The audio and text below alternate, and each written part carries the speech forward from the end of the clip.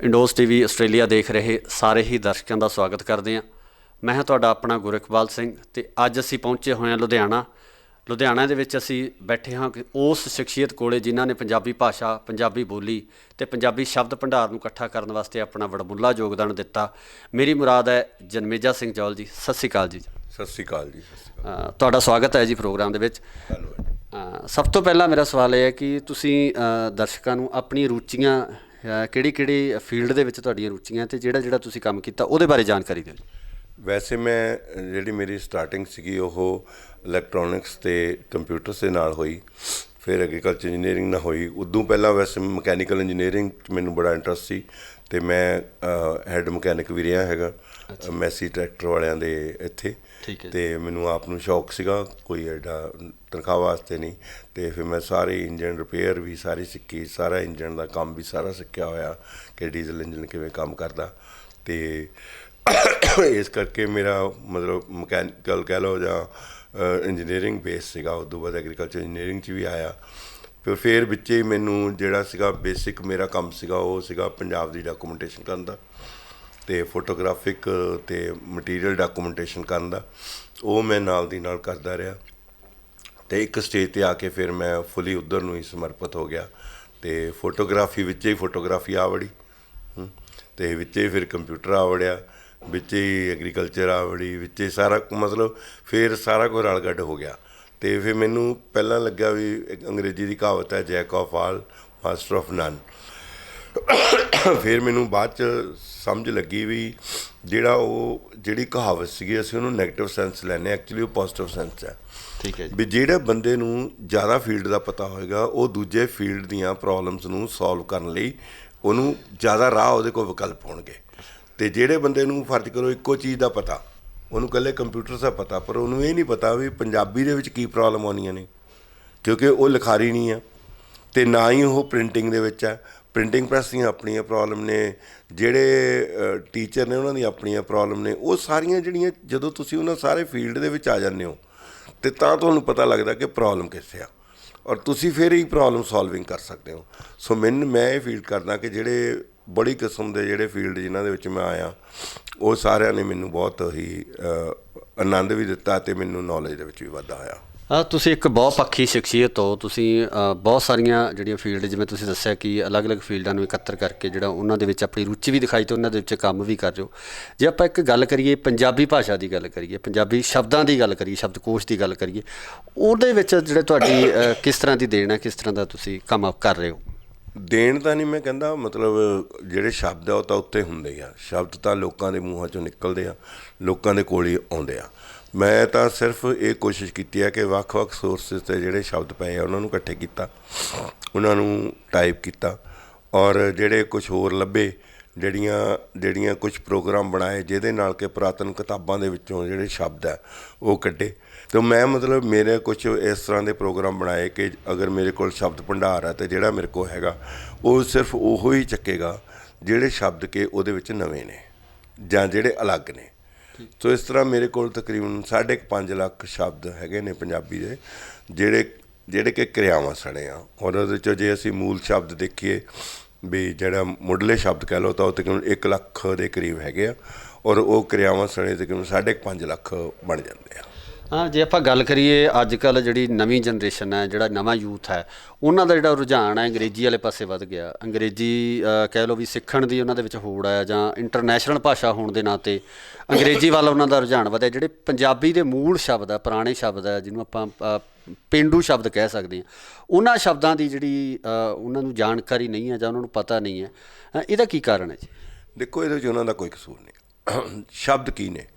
ਸ਼ਬਦ ਅਸਲ 'ਚ ਤਾਂ ਕਮਿਊਨੀਕੇਟ ਕਰਦੇ ਨੇ। ਉਹ ਤਾਂ ਕਿਸੇ ਚੀਜ਼ ਦਾ, ਕਿਸੇ ਚਿੰਨ੍ਹ ਨੂੰ, ਕਿਸੇ ਚੀਜ਼ ਦਾ ਚਿੰਨ੍ਹ ਹੈ। ਵੀ ਜੇ ਘੜਾ ਆ ਅਤੇ ਘੜਾ ਅਸੀਂ ਉਹਦਾ ਨਾਂ ਰੱਖਿਆ, ਘੜੇ ਨੂੰ ਨਹੀਂ ਪਤਾ ਵੀ ਉਹਨੂੰ ਘੜਾ ਕਹਿੰਦੇ ਆ, ਮੱਝ ਨੂੰ ਵੀ ਨਹੀਂ ਪਤਾ ਵੀ ਉਹਨੂੰ ਮੱਝ ਕਹਿੰਦੇ ਆ। ਕਿਸੇ ਚੀਜ਼ ਨੂੰ, ਮੇਜ਼ਪੋਸ਼ ਨੂੰ ਨਹੀਂ ਪਤਾ ਵੀ ਅਸੀਂ ਉਹਨੂੰ ਮੇਜ਼ਪੋਸ਼ ਕਹਿੰਦੇ ਹਾਂ, ਘੜੌਂਜੀ ਨੂੰ ਨਹੀਂ ਪਤਾ ਵੀ ਉਹਨੂੰ ਘੜੌਂਜੀ ਕਹਿੰਦੇ। ਅਸੀਂ ਆਪਣੇ ਕਮਿਊਨੀਕੇਸ਼ਨ ਵਾਸਤੇ ਉਹਨਾਂ ਦੇ ਨਾਂ ਰੱਖੇ ਹੋਏ ਆ।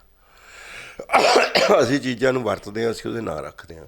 ਜਿਨ੍ਹਾਂ ਚੀਜ਼ਾਂ ਦੀ ਵਰਤੋਂ ਘੱਟ ਜਾਂਦੀ ਆ, ਜੇ ਫਰਜ਼ ਕਰੋ ਅੱਜ ਕੋਈ ਚਾਟੀ ਮਧਾਣੀ ਤੁਹਾਨੂੰ ਰਿੜਕਦਾ ਕੋਈ ਟੱਕਰਦਾ ਹੀ ਨਹੀਂ ਤਾਂ ਬੱਚੇ ਕਿਵੇਂ ਜਾਣਨਗੇ? ਤੇ ਗਾਂ ਨੂੰ ਨਿਆਣਾ ਪਾ ਕੇ ਚੂੰਦੇ ਹੀ ਨਹੀਂ ਤਾਂ ਬੱਚੇ ਕਿਵੇਂ ਜਾਣਨਗੇ। ਬਿਲਕੁਲ। ਸੋ ਜਿਹੜੇ ਸਾਡੇ ਜਿਹੜੇ ਸੰਦਰਭ, ਸਾਡੀਆਂ ਜਿਹੜੀਆਂ ਲੋੜਾਂ, ਸਾਡੇ ਜਿਹੜੇ ਉਹਨਾਂ ਚੀਜ਼ਾਂ ਨੂੰ ਵਰਤੋਂ ਦੀ, ਜਦੋਂ ਵਰਤੋਂ ਦੇ ਵਿੱਚੋਂ ਚੀਜ਼ ਨਿਕਲ ਜਾਂਦੀ ਆ ਅਤੇ ਉਹ ਜਿਹੜੀ ਚੀਜ਼ ਹੈ ਉਹਦੇ ਨਾਲ ਕੀ ਹੁੰਦਾ ਕਿ ਉਹਦੇ ਨਾਲ ਜਿਹੜੇ ਉਹ ਸ਼ਬਦ ਹੈ ਉਹ ਅਲੋਪ ਹੁੰਦੇ ਆ। ਪਲੱਸ ਜਿਹੜੇ ਨਵੀਆਂ ਚੀਜ਼ਾਂ ਆਉਂਦੀਆਂ ਨੇ, ਫਰਜ਼ ਕਰੋ ਫੋਨ ਆ ਗਿਆ, ਫੋਨ ਤਾਂ ਸਾਡੇ ਹੁੰਦਾ ਹੀ ਨਹੀਂ ਸੀ। ਬਿਲਕੁਲ। ਹੁਣ ਉਹ ਫੋਨ ਆ ਗਿਆ, ਫੋਨ ਤੋਂ ਬਾਅਦ ਸਮਾਰਟਫੋਨ ਆ ਗਿਆ, ਫਿਰ ਹੋਰ ਚੀਜ਼ਾਂ ਆ ਗਈਆਂ।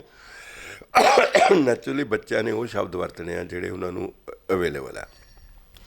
ਬਾਕੀ ਭਾਸ਼ਾ ਕਮਿਊਨੀਕੇਸ਼ਨ ਲਈ ਹੁੰਦੀ ਆ, ਅਤੇ ਜਿਹੜੇ ਵੀ ਸਮੇਂ ਦਾ ਦੌਰ ਹੁੰਦਾ, ਜਿਹੜਾ ਵੀ ਸਮੇਂ ਦਾ ਦੌਰ ਚੱਲ ਰਿਹਾ, ਉਸ ਦੌਰ ਦੇ ਵਿੱਚ ਜਿਹੜੀਆਂ ਭਾਸ਼ਾਵਾਂ ਨੇ ਇੱਕ ਦੂਜੇ ਦੇ ਨਾਲ ਕੰਪੀਟੀਸ਼ਨ 'ਚ ਆ, ਔਰ ਇੱਕ ਦੂਜੇ ਨਾਲ ਕੰਪੀਟੀਸ਼ਨ 'ਚ ਆ। ਔਰ ਜਿਹੜੀ ਚੀਜ਼ ਵੀ ਕਿਸੇ ਨੂੰ ਸੌਖੀ ਲੱਗਦੀ ਆ, ਬੰਦਾ ਉੱਧਰ ਨੂੰ ਜਾਂਦਾ ਬਾਈ ਨੇਚਰ। ਅਸੀਂ ਲੱਖ ਰੌਲਾ ਪਾ ਲਈਏ, ਹੁਣ ਅਸੀਂ ਦਿਵਾਲੀ 'ਤੇ ਲੱਖ ਰੌਲਾ ਪਾਇਆ ਹੋਵੇ, ਗਰੀਨ ਦਿਵਾਲੀ, ਆਹ ਨਾ ਕਰੋ, ਆਹ ਨਾ ਕਰੋ, ਆਹ ਨਾ ਕਰੋ, ਪਰ ਰਾਤ ਨੂੰ 1 ਵਜੇ ਤੱਕ ਪਟਾਕੇ ਉਸੇ ਦੌਰ ਨਾਲ ਚੱਲਦੇ ਰਹੇ। ਇਹਦਾ ਮਤਲਬ ਕਿ ਉਹਨੇ ਕਿਸੇ ਨੇ ਸੁਣਿਆ ਹੀ ਨਹੀਂ। ਬਿਲਕੁਲ। ਕਿਸੇ ਦੇ ਕੰਨਾਂ 'ਤੇ ਜੂੰ ਹੀ ਨਹੀਂ ਸਰਕੀ। ਬਿਲਕੁਲ। ਕਿਉਂ ਜੀ? ਤਾਂ ਮਤਲਬ ਇਹ ਆ ਕਿ ਜਿਹੜੀ ਸੁਸਾਇਟੀ ਆ, ਸੁਸਾਇਟੀ ਦੇ ਵਿੱਚ ਜਿਹੜੇ ਬਦਲਾਅ ਆਉਂਦੇ ਆ, ਉਹ ਬਦਲਾਅ ਦੇ ਨਾਲ ਜਿਹੜਾ ਭਾਸ਼ਾ ਆ ਉਹ ਵੀ ਇਫੈਕਟ ਹੁੰਦੀ ਆ। ਪਰ ਇਹਦਾ ਮਤਲਬ ਇਹ ਨਹੀਂ ਕਿ ਵੀ ਉਹਨੂੰ ਹੋਣ ਦਿਓ। ਹਾਂਜੀ। ਸਾਨੂੰ ਸਾਂਭਣ ਦੀ ਲੋੜ ਹੁੰਦੀ ਆ। ਅਸੀਂ ਭਾਸ਼ਾ ਨੂੰ ਸਾਂਭਣਾ, ਸਾਡੇ ਕੋਲ ਪੈਸੇ ਆ, ਕਿਉਂਕਿ ਸਾਰੇ ਲੋਕ ਵੀ ਇਹੋ ਜਿਹੇ ਨਹੀਂ ਹੁੰਦੇ ਕਿ ਉਹ ਭਾਸ਼ਾ ਨੂੰ ਰਿਜੈਕਟ ਕਰਦੇ ਆ। ਤੁਹਾਡੀ ਗੱਲ ਵੀ ਆਉਂਦੇ ਲੋਕ। ਤੁਹਾਡੀ ਗੱਲ ਨਾਲ ਬਿਲਕੁਲ ਮੈਂ ਸਹਿਮਤ ਹਾਂ ਕਿ ਜਦੋਂ ਸਾਡੇ ਆਲੇ ਦੁਆਲੇ ਦੇ ਵਿੱਚੋਂ ਚੀਜ਼ਾਂ ਖਤਮ ਹੋ ਰਹੀਆਂ, ਤਾਂ ਫਿਰ ਜਿਹੜੀ ਨਵੀਂ ਜਨਰੇਸ਼ਨ ਹੈ, ਜਦੋਂ ਉਹਨਾਂ ਦੇ ਸਾਹਮਣੇ ਉਹ ਸਾਰੀਆਂ ਚੀਜ਼ਾਂ ਖਤਮ ਹੋ ਚੁੱਕੀਆਂ, ਫਿਰ ਉਹਨਾਂ ਨੂੰ ਅਸੀਂ ਯਾਦ ਕਿਹੜੇ ਤਰੀਕੇ ਨਾਲ ਕਰਾਵਾਂਗੇ? ਇਹਦਾ ਕੋਈ ਅਲਟਰਨੇਟਿਵ ਦਾ ਹੱਲ ਕੀ ਬਣਾਇਆ ਜਾ ਸਕਦਾ? ਦੇਖੋ, ਯਾਦ ਕਰਵਾਉਣ ਦੀ ਗੱਲ ਹੈ, ਜੇ ਹੁਣ ਬੱਚੇ ਆ, ਅੱਗੇ ਬੱਚਿਆਂ ਦੇ ਲਗੋਟ ਬੰਨ੍ਹਦੇ ਸੀ ਨਾ। ਹਾਂਜੀ। ਅਤੇ ਹੁਣ ਡਾਇਪਰ ਬੰਨ੍ਹਦੇ ਆ। ਡਾਇਪਰ ਆ ਗਏ। ਡਾਇਪਰ ਸੁਵਿਧਾ ਆ, ਬਿਲਕੁਲ। ਲਗੋਟ ਸੁਵਿਧਾ ਨਹੀਂ। ਸੋ ਬੱਚੇ ਨੂੰ ਕਿਵੇਂ ਯਾਦ ਕਰਾਓਗੇ ਤੁਸੀਂ, ਜਿੰਨਾ ਚਿਰ ਤੁਸੀਂ ਚੀਜ਼ ਨੂੰ ਵਰਤੋਗੇ ਨਹੀਂ। ਬਿਲਕੁਲ। ਜੇ ਤੁਸੀਂ ਵਰਤੋਗੇ ਤਾਂ ਫਿਰ ਲਗੋਟ ਧੋਣੇ, ਜਿਹੜੇ ਆ ਪੋਤੜੇ ਧੋਣੇ, ਉਹ ਧੋਣੇ ਪੈਣੇ ਆ। ਠੀਕ ਹੈ ਨਾ? ਸੁਸਾਇਟੀ ਉਸ ਕੰਮ ਲਈ ਤਿਆਰ ਵੀ ਹੋਵੇ, ਉਹਨਾਂ ਚੀਜ਼ਾਂ ਲਈ ਤਿਆਰ ਹੋਵੇ, ਤਾਂ ਹੀ ਉਹ ਜਿਹੜੀ ਚੀਜ਼ਾਂ ਨੇ ਉਹ ਬਚਣਗੀਆਂ, ਤਾਂ ਹੀ ਉਹ ਸ਼ਬਦ ਬਚਣਗੇ। ਪਰ ਇੱਕ ਸਟੇਜ 'ਤੇ ਜਾ ਕੇ ਮੈਂ ਦੇਖਿਆ, ਜਦੋਂ ਬੱਚੇ 30-40 ਸਾਲ ਦੀ ਉਮਰ 'ਚ ਆ ਜਾਂਦੇ ਆ, 30 ਸਾਲ ਤੱਕ ਜਿਹੜੇ ਬੱਚੇ ਆ ਉਹ ਬਿਲਕੁਲ ਭਟਕਦੇ ਨੇ, ਉਹ ਨਵੀਆਂ ਰਾਹਾਂ ਨੂੰ ਲੱਭਦੇ ਨੇ।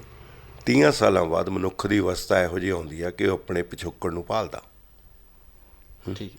ਬੜੇ ਲੋਕ ਦੇਖੇ ਨੇ ਮੈਂ ਇਹੋ ਜਿਹੇ, ਜਿਹੜੇ ਕਿ ਬੱਚੇ ਜਦੋਂ 30-35, ਕੋਈ 30-35, ਕੋਈ 40 ਕਿੱਥੇ ਚਲ ਜਾਂਦਾ, ਫਿਰ ਉਹਨੂੰ ਪਿਛੋਕੜ ਭਾਲਦਾ, ਆਪਣੇ ਪਿਛੋਕੜ ਨੂੰ ਭਾਲਦਾ। ਚਾਹੇ ਉਹ ਵਿਦੇਸ਼ਾਂ ਦੇ ਵਿੱਚ ਚੌਥੀ ਪੀੜ੍ਹੀ ਹੋਵੇ ਬਣ ਜਾਏ, ਤਾਂ ਵੀ ਆਪਣੇ ਪਿਛੋਕੜ ਨੂੰ ਭਾਲਦੀ ਆ।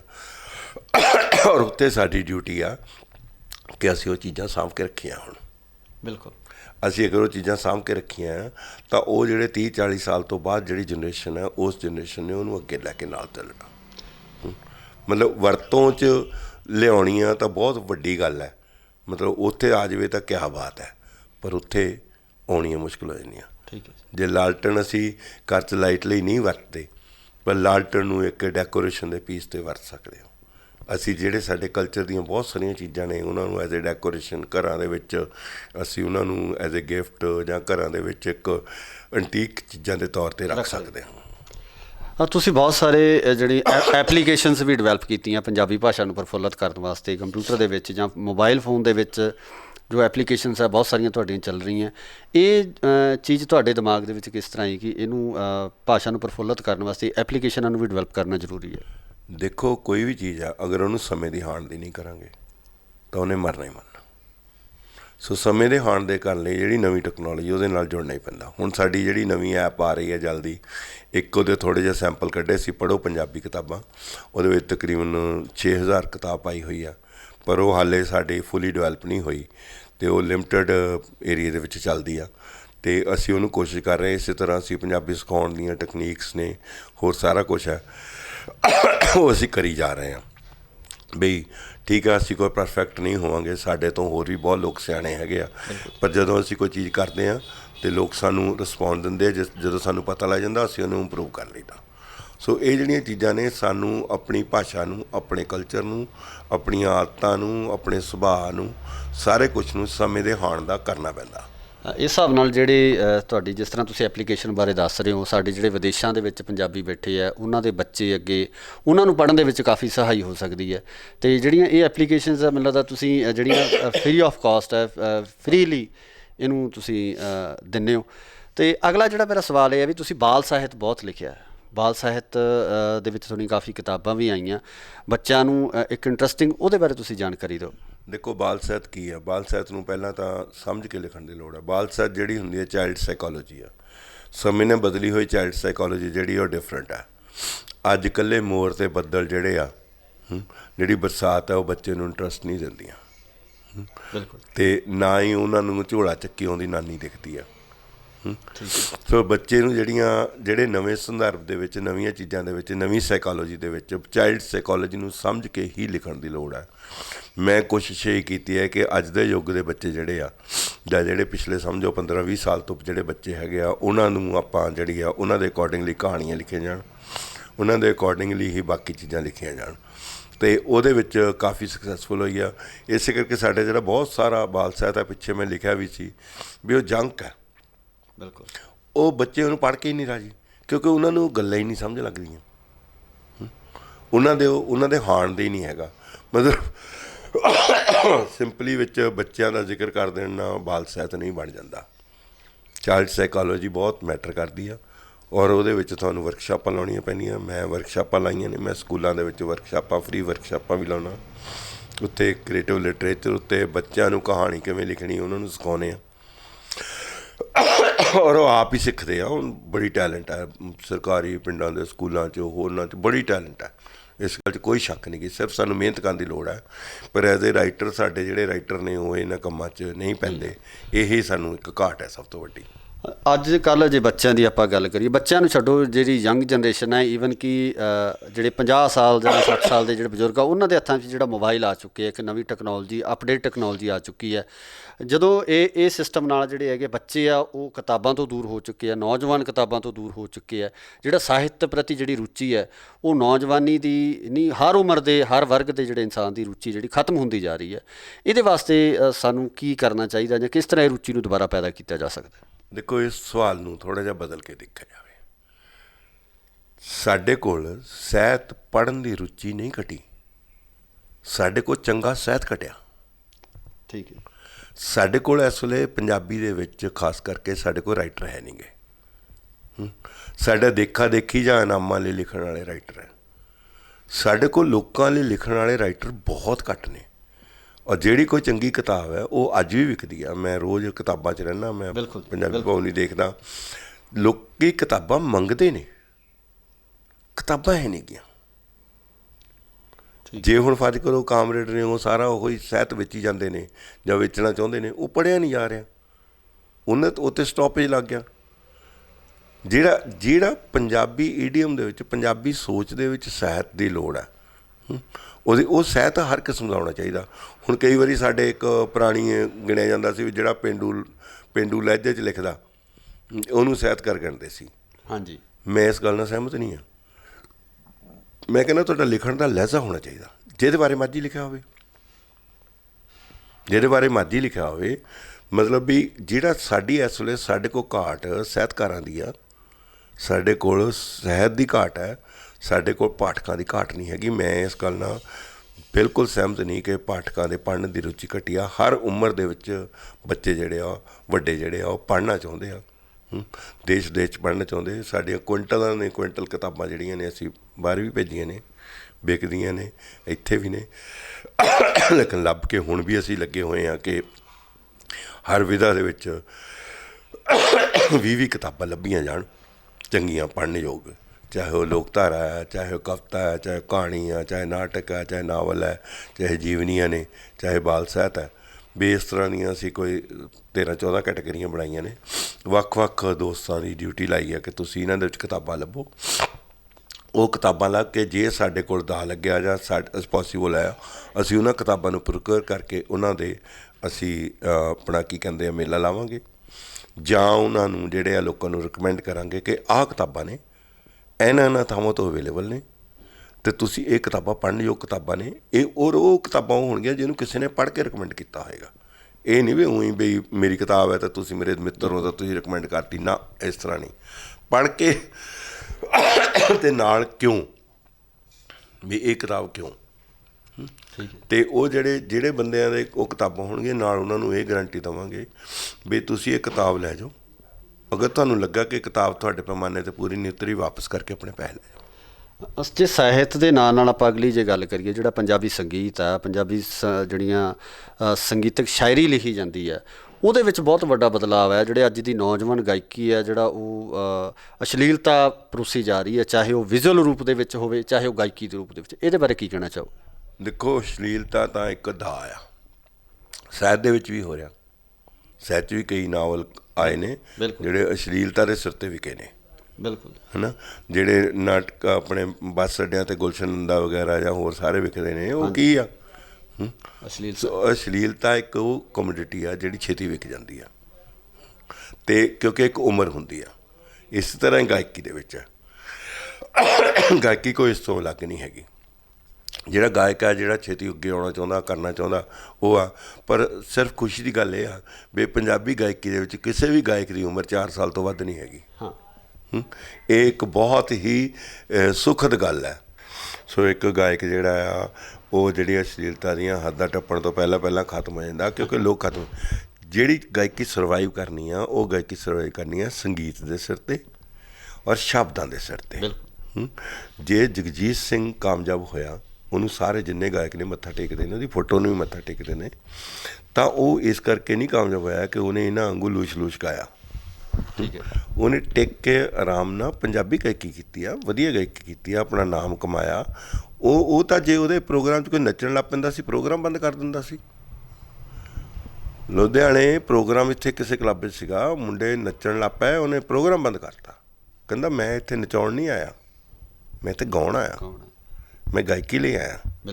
ਤਾਂ ਸਾਡੇ ਕਿੱਥੇ, ਸਾਡੇ ਤਾਂ ਪਹਿਲਾਂ ਉਹ ਕਹਿੰਦੇ ਉੱਠੋ, ਨੱਚੋ ਨੱਚੋ ਨੱਚੋ, ਤਾਂ ਕਿ ਨਾ ਤਾਂ ਉਹਨਾਂ ਕੋਲ ਸ਼ਬਦ ਹੈ, ਨਾ ਉਹਨਾਂ ਕੋਲ ਸੰਗੀਤ ਹੈ। ਉਹ ਤੁਹਾਡੇ ਪੈਰਾਂ ਨੂੰ ਖੜਕਾਉਂਦੇ ਨੇ, ਤੁਹਾਡੇ ਦਿਲ ਨੂੰ ਨਹੀਂ ਧੜਕਾਉਂਦੇ।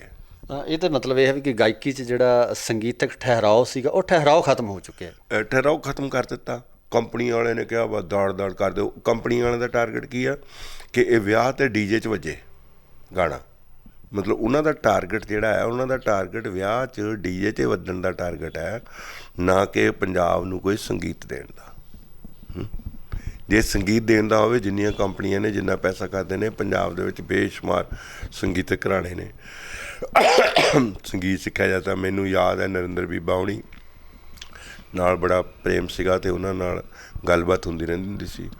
ਉਹ ਬੜੀ ਵਾਰੀ ਕਹਿੰਦੀ, ਵੀਰ ਜੀ ਵੀ ਸਾਨੂੰ ਉਸਤਾਦ ਜੀ ਇੱਕ ਗਾਣਾ ਦਿੰਦੇ ਹੁੰਦੇ ਸੀ, ਅਤੇ ਉਹ ਕਹਿੰਦੇ ਹੁੰਦੇ ਸੀ ਇਹਦੀਆਂ 100 ਕੰਪੋਜੀਸ਼ਨਾਂ ਬਣਾ ਕੇ ਲੈ ਕੇ ਆਓ। ਕਹਿੰਦੇ ਅਸੀਂ ਲੱਗੇ ਰਹਿਣਾ 2-2 3-3 ਦਿਨ ਕੰਪੋਜੀਸ਼ਨਾਂ ਬਣਾਉਣ। ਜਦੋਂ ਅਸੀਂ ਕੰਪੋਜੀਸ਼ਨ ਬਣਾ ਕੇ ਲਿਜਾਣੀ, ਉਹਨਾਂ ਨੇ ਕਹਿਣਾ ਨਹੀਂ, ਸਾਰੀਆਂ ਫੇਲ, ਸਾਰੀਆਂ ਰਿਜੈਕਟ ਕਰਨੀਆਂ। ਫਿਰ ਉਹਨਾਂ ਨੇ ਕਹਿਣਾ ਹੋਰ ਬਣਾ ਕੇ ਲਿਆਓ। ਫਿਰ ਸਾਡੀ ਉਹਦੇ ਵਿੱਚੋਂ ਹੀ ਕੰਪੋਜੀਸ਼ਨ ਨਿਕਲੀ। ਤਾਂ ਹੀ ਇਹੀ ਕਾਰਨ ਸੀ ਕਿ ਅੱਜ ਵੀ ਕੋਈ ਗਾਣਾ ਸ਼ੁਰੂ ਹੁੰਦਾ ਅਤੇ ਸਾਨੂੰ ਪਤਾ ਲੱਗ ਜਾਂਦਾ ਵੀ ਨਰਿੰਦਰ ਬੀਬਾ ਨੇ ਕਿਹੜਾ ਗਾਣਾ ਗਾਉਣਾ। ਕਿਉਂਕਿ ਉਹ ਕੰਪੋਜੀਸ਼ਨਾਂ ਉੱਤੇ ਜ਼ੋਰ ਲਾਉਂਦੇ ਸੀ। ਹੁਣ ਤਾਂ ਜਿਹੜਾ ਰਾਈਟਰ ਹੈ, ਉਹ ਕਹਿੰਦਾ ਜੀ ਮੇਰੀ ਆਹ ਕੰਪੋਜੀਸ਼ਨ ਬਣਾਈ ਹੋਈ, ਆਹ ਗੀਤ ਹੈ, ਤੁਸੀਂ ਗਾ ਦਿਓ ਬਸ। ਮਤਲਬ ਰਾਈਟਰ ਜਿਹੜਾ ਆ, ਉਹ ਡਿਕਟੇਟ ਕਰ ਰਿਹਾ ਵੀ ਸਿੰਗਰ ਨੂੰ। ਨਾ ਸਿੰਗਰ ਨੂੰ ਸੁਰ ਲਾਉਣੇ ਆਉਂਦੇ ਆ, ਅੱਧਿਆਂ ਨੂੰ ਆਉਂਦੇ ਨਹੀਂ। ਇੱਕ ਇੱਥੇ ਸੀਗੀ ਕੋਈ ਸਿੰਗਰ ਸੀਗੀ, ਅਤੇ ਮੈਂ ਉਹਨੂੰ ਉਹ ਲੱਗੀ ਅਤੇ ਉਹ ਨਾਲ ਕੋਈ ਬਾਜਾ ਵਜਾਵੇ, ਅਤੇ ਉਹ ਪ੍ਰੈਕਟਿਸ ਕਰਨ ਲੱਗੀ, ਉਹ ਯਾਦ ਕਰਨ ਲਈ। ਮੈਂ ਕਿਹਾ ਵੀ ਬਾਜਾ ਆਪ ਕਿਉਂ ਨਹੀਂ ਵਜਾਉਂਦੇ? ਕਹਿੰਦੇ ਮੈਨੂੰ ਆਉਂਦਾ ਹੀ ਨਹੀਂ। ਮੈਂ ਜਿਹਨੂੰ ਬਾਜਾ ਨਹੀਂ ਆਉਂਦਾ ਵਜਾਉਣਾ, ਜਦ ਕਿ ਹਾਲਾਂਕਿ ਬਾਜਾ ਭਾਵੇਂ ਇੰਡੀਅਨ ਇੰਸਟਰੂਮੈਂਟ ਨਹੀਂ ਹੈਗਾ, ਪਰ ਉਹਨੂੰ ਜੇ ਬਾਜਾ ਇੱਕ ਬੇਸਿਕ ਨਹੀਂ ਆਉਂਦੀ, ਉਹਨੂੰ ਨਹੀਂ ਆਉਂਦੇ, ਤਾਂ ਉਹਨੇ ਕੀ ਗਾਉਣਾ? ਬਿਲਕੁਲ। ਸੋ ਜਿਹੜੀ ਗਾਇਕੀ ਆ, ਗਾਇਕੀ ਦਾ ਜ਼ਿਆਦਾ ਘਾਣ ਹੋਇਆ। ਔਰ ਇਸੇ ਕਰਕੇ ਜਿਹੜੇ ਉੱਠਦੇ ਨੇ, ਜਿੱਦਾਂ ਬਰਸਾਤੀ ਖੁੰਭਾਂ ਵਾਂਗੂ ਉੱਠਦੇ ਨੇ, ਅਤੇ ਨਾਲ ਹੀ ਖਤਮ ਹੋ ਜਾਂਦੇ ਨੇ। ਉਹਨਾਂ ਦਾ ਖੁਰਾ ਖੋਜ ਵੀ ਨਹੀਂ ਲੱਭਦਾ। ਹਾਂ, ਇਹਦੇ ਨਾਲ ਜੇ ਆਪਾਂ ਗੱਲ ਕਰੀਏ, ਇਕੱਲਾ ਸੰਗੀਤਕ ਪੱਖੋਂ ਨਹੀਂ ਹੈਗਾ, ਜਿਹੜਾ ਲੇਖਣੀ ਪੱਖੋਂ ਵੀ ਜਿਹੜੇ ਗੀਤ ਆ, ਜਿਹੜਾ ਉਹ ਆਪਣਾ ਮਿਆਰ ਆ, ਜਿਹੜਾ ਉਹ ਕਾਫੀ ਡੇਗ ਚੁੱਕੇ ਆ। ਉਹਦੇ ਬਾਰੇ ਕੀ ਕਹਿਣਾ ਚਾਹੀਦਾ? ਹਾਂਜੀ, ਉਹ ਤਾਂ ਇੱਕੋ ਗੱਲ ਹੈ ਨਾ। ਇਹ ਇੱਕ ਸੈੱਟ ਹੈ, ਲੇਖਕ, ਗਾਇਕ, ਸੰਗੀਤਕਾਰ ਅਤੇ ਕੰਪਨੀ। ਠੀਕ ਹੈ, ਇਹ ਇੱਕ ਸੈੱਟ ਹੈ। ਜਦੋਂ ਇਹ ਫੇਲ ਹੋਣੇ ਆ, ਚਾਰੇ ਫੇਲ ਹੋਣੇ ਆ। ਇਹ ਨਹੀਂ ਹੈਗਾ ਵੀ ਇੱਕ ਕਾਮਯਾਬ ਹੋ ਗਿਆ। ਉਹ ਜੇ ਫਰਜ਼ ਕਰੋ ਸੰਗੀਤਕ ਕੰਪਨੀ ਨੇ, ਰਿਕਾਰਡ ਕੰਪਨੀ ਨੇ ਪੈਸੇ ਕਮਾ ਲਏ ਆ ਤਾਂ ਉਹ ਕਾਮਯਾਬ ਨਹੀਂ ਕੀ, ਉਹਨੇ ਗਾਇਕ ਦੀ ਅਤੇ ਲੇਖਕ ਦੀ ਲੁੱਟ ਕੀਤੀ ਆ, ਉਹਨੇ ਕਮਾਈ ਨਹੀਂ ਕੀਤੀ ਉਹ ਤੋਂ। ਬਿਲਕੁਲ ਕਮਾਈ ਉਹਦੀ ਤਾਂ ਆ ਵੀ ਜੇ ਗੀਤਕਾਰ ਨੂੰ ਵੀ ਕੁਛ ਬਚਿਆ ਹੋਵੇ ਅਤੇ ਗਾਉਣ ਵਾਲੇ ਨੂੰ ਵੀ ਕੁਛ ਬਚਿਆ ਹੋਵੇ ਤਾਂ ਉਹਦੇ ਲੋਕਾਂ ਦੇ ਵਿੱਚ ਵੀ ਉਹਨਾਂ ਦੀ ਪੈਂਠ ਬਣੀ ਹੋਵੇ। ਬਿਲਕੁਲ ਤੁਸੀਂ ਆਪਣੇ ਪੈਸੇ ਕਮਾ ਲਿਆ, ਬਸ ਠੀਕ ਆ, ਉਹ ਪੈਸੇ ਖੂਹ 'ਚ ਡੁੱਬਣ, ਕਿਹੜਾ ਪੁੱਛਦਾ। ਹੁਣ ਦੁਬਾਰਾ ਅਸੀਂ ਸਾਹਿਤ ਵੱਲ ਆਉਣੇ ਆ। ਤੁਹਾਡੇ ਵੱਲੋਂ ਜਿਹੜਾ ਸਾਹਿਤ ਲਿਖਿਆ ਗਿਆ, ਤੁਹਾਡੇ ਵੱਲੋਂ ਲੇਖ ਬਹੁਤ ਸਾਰੇ ਲਿਖੇ ਗਏ, ਅਖਬਾਰਾਂ ਨੂੰ ਤੁਸੀਂ ਬਹੁਤ ਕੁਛ, ਮੈਂ ਇੱਥੇ ਦਰਸ਼ਕਾਂ ਨੂੰ ਦੱਸਣਾ ਚਾਹੂੰਗਾ, ਇੱਕ ਕੈਮਰੇ ਦੀ ਅੱਖ ਬੋਲਦੀ ਦੇ ਨਾਲ ਕੈਮਰਾ ਚੁੱਪ ਨਹੀਂ, ਕੈਮਰਾ ਚੁੱਪ ਨਹੀਂ, ਅਤੇ ਬੜਾ ਪਾਪੂਲਰ ਉਹ ਲੇਖ ਸੀਗੇ, ਬੜੇ ਮਤਲਬ ਜਾਣੀ ਕਿ ਪਿਕਚਰਾਈਜੇਸ਼ਨ ਉਹਦੇ ਵਿੱਚ, ਜਾਣੀ ਕਿ ਤਸਵੀਰ ਹੈ ਜਿਹੜੀ ਉਹ ਪਹਿਲੀ ਵਾਰੀ ਐਡ ਉਹਦੇ ਵਿੱਚ ਕੀਤੀ ਗਈ ਸੀ, ਉਹਦੇ ਬਾਰੇ ਦੱਸੋ। ਇੱਦਾਂ ਹੈ ਕਿ ਮੈਂ ਪਹਿਲਾਂ ਜਿਹੜੇ ਹੁੰਦੇ ਆ ਫੋਟੋ ਫੀਚਰ ਜਿਹੜੇ ਆ ਉਹ ਸ਼ੁਰੂ ਕੀਤੇ ਪੰਜਾਬੀ 'ਚ, ਅਖਬਾਰਾਂ ਦੇ ਵਿੱਚ ਕਾਫੀ ਮੇਰੇ ਫੋਟੋ ਫੀਚਰ ਛਪਦੇ ਹੁੰਦੇ ਸੀਗੇ, ਫੋਟੋ ਦੇ ਨਾਲ ਥੋੜ੍ਹਾ ਜਿਹਾ ਲਿਖਿਆ ਹੋਇਆ। ਅਤੇ ਇੱਥੇ ਤੱਕ ਵੀ 84 ਦੇ ਵਿੱਚ ਕੁਦਰਤੀ ਉਹਨਾਂ ਦਿਨਾਂ ਦੀ ਗੱਲ ਹੈ ਜਦੋਂ 84 'ਚ ਅਟੈਕ ਹੋਇਆ, ਉਦੋਂ ਪਹਿਲਾ ਹਫ਼ਤਾ, ਸਾਰਾ ਹਫ਼ਤਾ ਫਰੰਟ ਪੇਜ ਜਿਹੜਾ ਸੀਗਾ, ਜਿਵੇਂ ਅਜੀਤ ਦੇ 7 ਦਿਨ ਜਿਹੜੇ ਸੀਗੇ ਉਹ ਮੇਰੀਆਂ ਫੋਟੋਆਂ ਲੱਗੀਆਂ।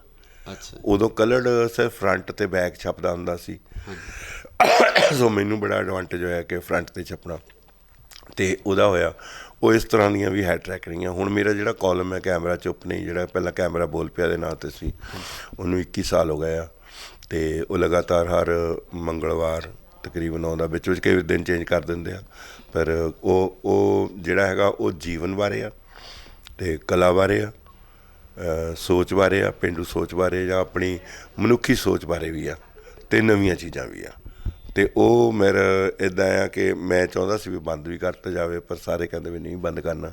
ਮੈਂ ਕਿਹਾ ਵੀ ਮੈਂ ਮਤਲਬ ਹੁਣ ਬਹੁਤ ਹੋ ਗਏ, ਤਕਰੀਬਨ 1100 ਕਿੰਨੇ ਹੋ ਗਏ, ਅਤੇ ਕਹਿੰਦੇ ਨਹੀਂ, ਕਹਿੰਦੇ ਮੈਂ ਕਿਹਾ ਵੀ ਬੰਦਾ ਡਿਪਲੀਟ ਹੋ ਜਾਂਦਾ ਜਾਂ ਪੇਜ ਵਾਲਾ ਪੈ ਜਾਂਦਾ, ਕਹਿੰਦੇ ਨਹੀਂ। ਔਰ ਦੇਖੋ ਕੁਦਰਤੀ ਗੱਲ ਇਹ ਆ ਕਿ ਜਦੋਂ ਮੈਂ ਲਿਖਣ ਬੈਠਦਾ ਮੈਂ ਕਿਤੋਂ ਕਾਪੀ ਨਹੀਂ ਕਰਦਾ, ਮੇਰੇ ਅੰਦਰੋਂ ਆਪਣੇ ਆਪ ਹੀ ਉਸੇ ਵੇਲੇ ਹੀ ਨਿਕਲਦਾ, 2 ਮਿੰਟ ਦੇ ਵਿੱਚ ਤਕਰੀਬਨ ਉਹ ਕੰਮ ਜਿਹੜਾ ਆ ਲਿਖਦਾ। ਪਹਿਲਾਂ ਮੈਂ ਕਾਪੀ 'ਤੇ ਲਿਖਦਾ ਟਾਈਪ ਕਰਦੇ ਸੀ, ਅੱਜ ਕੱਲ੍ਹ ਮੈਂ ਸਿੱਧਾ ਹੀ ਮੋਬਾਈਲ 'ਤੇ ਟਾਈਪ ਕਰ ਦਿੰਦਾ, ਪ੍ਰੂਫ ਪੜ੍ਹ ਕੇ ਇੱਕ ਵਾਰੀ ਅਤੇ ਉਹ ਭੇਜ ਦਿੰਦਾ, ਅਤੇ ਸੌਖਾ ਹੋ ਗਿਆ ਇਹਦੇ ਨਾਲ। ਦੇਸ਼ ਵਿਦੇਸ਼ ਬੈਠੇ ਅੱਗੇ ਕਰਕੇ ਫੋਟੋਆਂ ਖਿੱਚਣੀਆਂ, ਫਿਰ ਭੇਜਣਾ ਵੀ ਕਾਲਮ ਪਿੱਛੇ ਜਾਣਾ ਇੰਨੀ ਤਰੀਕ ਨੂੰ, ਉਹ ਚੱਕਰ ਰਹਿੰਦਾ ਸੀਗਾ ਈਮੇਲ ਦਾ, ਹੁਣ ਕੰਮ ਸੌਖਾ ਹੋ ਗਿਆ। ਆਖਰੀ ਸਵਾਲ ਤੁਹਾਨੂੰ ਮੈਂ ਕਰ ਰਿਹਾ ਜੀ, ਤੁਹਾਡੇ ਜਿਹੜੇ ਆਉਣ ਵਾਲੇ ਦਿਨਾਂ ਦੇ ਵਿੱਚ ਕਿਹੜੇ ਪ੍ਰੋਜੈਕਟ ਚੱਲ ਰਹੇ ਨੇ, ਜਿਹੜੇ ਜਿਨ੍ਹਾਂ 'ਤੇ ਤੁਸੀਂ ਫੁੱਲੀ ਕੰਸਨਟਰੇਟ ਕਰ ਰਹੇ ਹੋ, ਉਹਨਾਂ ਬਾਰੇ ਸਾਡੇ ਦਰਸ਼ਕਾਂ ਨੂੰ ਜਾਣਕਾਰੀ ਦਿਓ। ਆਉਣ ਵਾਲੇ ਕਈ ਪ੍ਰੋਜੈਕਟ ਚੱਲਦੇ ਆ, ਜਿਵੇਂ ਇੰਡੈਕਸਿੰਗ ਜਿਹੜੀ ਆ ਉਹਨੂੰ ਪਾਪੂਲਰ ਕਰਨਾ ਖੋਜ ਵਾਸਤੇ, ਅਤੇ ਉਦੋਂ ਕੁਛ ਜਿਹੜੀਆਂ ਨੇ ਕ੍ਰੀਏਟਿਵ ਪ੍ਰੋਸੈਸਿਸ ਬਾਰੇ ਕੰਮ ਕਰਨਾ, ਅਤੇ ਇੱਕ ਮੈਂ ਸੋਚਦਾ ਸੀ ਵੀ ਸ਼ਾਇਦ ਮੈਨੂੰ ਸਾਲ ਲੱਗ ਜਾਏ, ਮੈਂ ਇੱਕ ਸਿੱਖ ਧਰਮ ਬਾਰੇ ਜਿਹੜਾ ਹੈਗਾ ਇਲਸਟ੍ਰੇਟਡ ਬੁੱਕ ਬਣਾਉਣੀ ਚਾਹੁੰਦਾ, ਕਿਉਂਕਿ ਜਿੰਨਾ ਵੀ ਹੁਣ ਕਿਤਾਬਾਂ ਨੇ, ਇੰਨੀ ਫਲਸਫਾ, ਇੰਨਾ ਸਾਰਾ ਕੁਛ ਹੈਗਾ, ਇੱਕ ਤਾਂ ਉਹਨੂੰ ਮਿਸਪ੍ਰਜੈਂਟ ਕੀਤਾ ਜਾਂਦਾ, ਓਵਰ ਕਰਤਾ ਜਾਂਦਾ, ਅਸੀਂ ਗੁਰੂਆਂ ਨੂੰ ਜਾਦੂਗਰ ਸਮਝਦੇ ਹਾਂ, ਅਤੇ ਦੂਜਾ ਇਹ ਆ ਕਿ ਵੀ ਉਹ ਕਿਸੇ ਕੋਲ ਇੰਨਾ ਪੜ੍ਹਨ ਦਾ, ਜਿਵੇਂ ਤੁਸੀਂ ਕਿਹਾ ਵੀ ਟਾਈਮ ਨਹੀਂ ਹੈਗਾ ਛੇਤੀ ਕਿਤੇ, ਅਤੇ ਇੰਨਾ ਕੁਛ ਲਿਖਿਆ ਗਿਆ ਪਰ ਪੜ੍ਹਨ ਦਾ ਟਾਈਮ ਨਹੀਂ। ਉਹ ਸਾਰੇ ਨੂੰ ਕੰਸਾਈਜ਼ ਕਰਕੇ ਮੇਰੇ ਮਨ 'ਚ ਇਹ ਹੈਗੀ ਆ ਵੀ ਇੱਕ ਇਹੋ ਜਿਹੀ ਕਾਫੀ ਟੇਬਲ ਬੁੱਕ ਕੱਢੀ ਜਾਏ, ਜਿਹੜੀ ਕਿ ਜਿਹਨੂੰ ਕਿ ਹਰ ਕੋਈ ਪੜ੍ਹੇ, ਔਰ ਟਰਾਈਲਿੰਗੁਅਲ ਦੇ ਵਿੱਚ ਇਹ ਮੈਂ ਕਰ ਰਿਹਾ ਵੀ ਪੰਜਾਬੀ, ਇੰਗਲਿਸ਼ ਅਤੇ ਚਾਈਨੀਜ਼, ਸਿੰਪਲੀਫਾਈਡ ਚਾਈਨੀਜ਼, ਕਿਉਂਕਿ ਇੱਕ ਬਹੁਤ ਵੱਡਾ ਵਰਗ ਹੈ ਚਾਈਨੀਜ਼ ਦਾ, ਜਿਨ੍ਹਾਂ ਦੀ ਕਿ ਜਿਹੜਾ ਸੋਚ ਵਿਚਾਰ ਹੈ ਉਹ ਸਾਡੇ ਲੋਕਾਂ ਨਾਲ ਮਿਲਦੀ ਆ, ਜਿਹੜਾ ਫਲਸਫਾ ਆ ਬਹੁਤ ਸਾਰਾ, ਉਹ ਤੁਸੀਂ ਇਹ ਨਾ ਸਮਝੋ ਕਿ ਚਾਈਨੀਜ਼ ਜਿਹੜੇ ਨੇ ਕਾਮਰੇਡ ਨੇ, ਚਾਈਨੀਜ਼ ਮਨੁੱਖ ਦੇ ਤੌਰ 'ਤੇ ਬਹੁਤ ਜਿਹੜਾ ਆਪਣੇ ਨਾਲ ਫਲਸਫਾ ਮਿਲਦਾ, ਔਰ ਆਪਣੇ ਨਾਲ ਉਹ ਜਾਣਨਾ ਚਾਹੁੰਦੇ ਆ। ਸੋ ਮੈਂ ਉਹਨੂੰ ਚਾਈਨੀਜ਼, ਇੰਗਲਿਸ਼ ਅਤੇ ਪੰਜਾਬੀ ਦੇ ਵਿੱਚ ਕਰਨ ਦੀ ਮੇਰੇ ਮਨ 'ਚ ਤਮੰਨਾ ਹੈ। ਉਹ 'ਤੇ ਕੰਮ ਮੇਰਾ ਸ਼ੁਰੂ ਕੀਤਾ ਹੋਇਆ, ਅਤੇ ਦੇਖੋ ਕਦੋਂ ਨਿਬੜਦਾ, ਅਤੇ 550 ਸਾਲ ਤੱਕ ਇੱਕ ਬਹਾਨਾ ਆ, ਅਤੇ ਮਤਲਬ ਵੀ ਇਸ ਤਰ੍ਹਾਂ ਦੇ ਕਾਫੀ ਨੇ। ਬਾਕੀ ਡਿਵੈਲਪਮੈਂਟ ਦੇ ਪ੍ਰੋਗਰਾਮ ਹੈਗੇ ਨੇ, ਹੋਰ ਕਈ ਕੁਛ ਚੱਲੀ ਜਾਂਦਾ, ਮੈਂ ਕਹਿ ਨਹੀਂ ਸਕਦਾ ਵੀ ਕੀ ਜਿੱਦਾਂ ਆਈ ਜਾਊਗਾ ਉੱਦਾਂ ਕਰੀ ਜਾਣਾ। ਤੁਹਾਡੇ ਵੱਲੋਂ ਇੱਕ ਮੈਸੇਜ, ਇੱਕ ਸੁਨੇਹਾ ਜਿਹੜਾ ਪੰਜਾਬੀਆਂ ਦੇ ਨਾਂ 'ਤੇ, ਜਿਹੜੇ ਵੀ ਦੇਸ਼ਾਂ ਵਿਦੇਸ਼ਾਂ 'ਚ ਜਿੱਥੇ ਵੀ ਵਰਲਡ ਦੇ ਕੋਨੇ 'ਚ ਬੈਠੇ, ਉਹਨਾਂ ਲਈ ਇੱਕ ਸੰਦੇਸ਼। ਦੇਖੋ, ਸੰਦੇਸ਼ ਇੰਨੇ ਦੇਣ ਜੋਗਾ ਤਾਂ ਮੈਂ ਹੈ ਨਹੀਂ ਗਾ, ਪੰਜਾਬੀ ਖੁਦ ਸਿਆਣੇ ਨੇ, ਬਸ ਇੱਕੋ ਗੱਲ ਹੈ ਵੀ ਪੰਜਾਬੀ ਜਿਹੜੀ ਹੈ ਨਾ, ਆਪਣੀਆਂ ਥੋੜ੍ਹੀਆਂ ਜਿਹੀਆਂ 2-3 ਕੁ ਜਿਹੜੇ ਉਹਨਾਂ ਦੀ ਖੁੱਲ੍ਹੇ ਦਿਲ ਵਾਲੀਆਂ ਆਦਤਾਂ ਨੇ ਉਹ ਜਰਾ ਛੱਡਣ। ਇੱਕ ਤਾਂ ਇਹ ਹੈ ਵੀ ਪੰਜਾਬੀ ਗਾਲਾਂ ਬਹੁਤ ਕੱਢਦੇ ਆ ਹੈਂ। ਮੈਂ ਪਹਿਲਾਂ ਵੀ ਕਿਹਾ ਸੀ ਹਾਂ ਵੀ ਉਹ ਥੋੜ੍ਹਾ ਜਿਹਾ ਭਾਸ਼ਾ ਦਾ ਜਿਹੜਾ ਆ ਉਹਦਾ ਖਿਆਲ ਰੱਖਣ, ਠੀਕ ਆ। ਦੂਜਾ ਇਹ ਆ ਵੀ ਖਾਣ ਪੀਣ ਲੱਗੇ ਜਿਹੜਾ ਆ ਖਾਓ, ਖੁੱਲ੍ਹਾ ਖਾਓ, ਸਾਰਾ ਕੁਝ ਖਾਓ, ਪਰ ਖਾਣ ਪੀਣ ਲੱਗੇ ਪਰਹੇਜ਼ ਨਹੀਂ ਰੱਖਦੇ। ਉਹਦੇ ਕਰਕੇ ਜਿਹੜੇ ਪੰਜਾਬੀ ਆ ਉਹਨਾਂ ਦੀ ਸਿਹਤ ਬਹੁਤ ਵਿਗੜ ਰਹੀ ਆ। ਮੈਂ ਵੀ ਹੁਣ ਸਾਰੇ ਦੇਖ ਕੇ ਆਇਆ, ਮੋਸਟਲੀ ਜਿਹੜੀ ਲੋਕਾਂ ਦੀ ਜਿਹੜੀ ਸਿਹਤ ਹੈ ਉਹ ਵਿਗੜ ਰਹੀ। ਉਹਦਾ ਕਾਰਨ ਹੈ ਕਿ ਵੀ ਜਿਹੜਾ ਖਾਣ ਪੀਣ ਦਾ ਜਿਹੜਾ ਪ੍ਰੋਪਰ ਪਰਹੇਜ਼ ਨਾ ਰੱਖਣਾ। ਅਤੇ ਅੱਗੇ ਕੋਈ ਸਮਾਂ ਹੁੰਦਾ ਸੀ ਜਦੋਂ ਪੰਜਾਬੀਆਂ ਨੂੰ ਐਕਸਰਸਾਈਜ਼ ਕਰਨ ਦੀ ਲੋੜ ਨਹੀਂ ਪੈਂਦੀ ਹੁੰਦੀ ਸੀ, ਖੇਤਾਂ 'ਚ ਆਪ ਕਰਦੇ ਹੁੰਦੇ ਸੀਗੇ। ਹੁਣ ਉਹਨਾਂ ਨੂੰ ਉਸ ਚੀਜ਼ ਦੀ ਵੀ ਲੋੜ ਹੈਗੀ ਆ। ਅਤੇ ਬਾਕੀ ਠੀਕ ਹੈ, ਇੱਦਾਂ ਰਲ ਮਿਲ ਕੇ ਜਿਹੜੇ ਆ ਸਾਰੇ ਜਣੇ ਇੱਕ ਦੂਜੇ ਦੇ ਨਾਲ ਆਪਣੀ ਸੋਚ ਖੁੱਲ੍ਹੇ ਦਿਲ ਵਾਲੀ ਅਤੇ ਸਾਰਾ ਕੁਝ ਲੈ ਕੇ ਚੱਲੋ ਅਤੇ ਇੰਜੋਏ ਕਰੋ ਜ਼ਿੰਦਗੀ ਨੂੰ, ਅਤੇ ਜਿੰਨੇ ਕੁ ਜੋਗੇ ਅਸੀਂ ਇਹ ਕਰਾਂਗੇ। ਇਹ ਸਨ ਜਨਮੇਜਾ ਸਿੰਘ ਜੀ ਜੌਲ ਸਾਹਿਬ, ਜਿਨ੍ਹਾਂ ਨੇ ਬੜੇ ਹੀ ਖੁੱਲ੍ਹੇ ਤਰੀਕੇ ਨਾਲ ਆਪਣੇ ਵਿਚਾਰਾਂ ਨੂੰ ਸਾਡੇ ਸਾਹਮਣੇ ਰੱਖਿਆ, ਆਪਣੀ ਜ਼ਿੰਦਗੀ ਦੇ ਫਲਸਫੇ ਅਤੇ ਜੋ ਆਉਣ ਵਾਲੇ ਜੋ ਫਿਊਚਰ ਪਲਾਨ ਨੇ ਇਹਨਾਂ ਦੇ, ਜਿਸ ਤਰ੍ਹਾਂ ਵੀ ਇਹਨਾਂ ਦੀ ਸੋਚ ਸੋਚੀ ਹੋਈ ਆ। ਅਸੀਂ ਵੀ ਦੁਆ ਕਰਦੇ ਹਾਂ ਕਿ ਇਹਨਾਂ ਦੇ ਜੋ ਮਨ ਵਿੱਚ ਜੋ ਭਾਵਨਾਵਾਂ ਨੇ, ਜੋ ਸੋਚਿਆ ਹੋਇਆ, ਉਹ ਪ੍ਰੋਜੈਕਟ ਜਲਦੀ ਤੋਂ ਜਲਦੀ ਪਰਮਾਤਮਾ ਇਹਨਾਂ ਦਾ ਪੂਰੇ ਕਰਨ। ਸੋ ਅਗਲੇ ਪ੍ਰੋਗਰਾਮ ਦੇ ਵਿੱਚ ਇੱਕ ਅਗਲੀ ਨਵੀਂ ਸ਼ਖਸੀਅਤ ਨੂੰ ਤੁਹਾਡੇ ਸਾਹਮਣੇ ਪੇਸ਼ ਕਰਾਂਗੇ। ਉਦੋਂ ਤੱਕ ਲਈ ਦਿਓ ਇਜਾਜ਼ਤ। ਧੰਨਵਾਦ।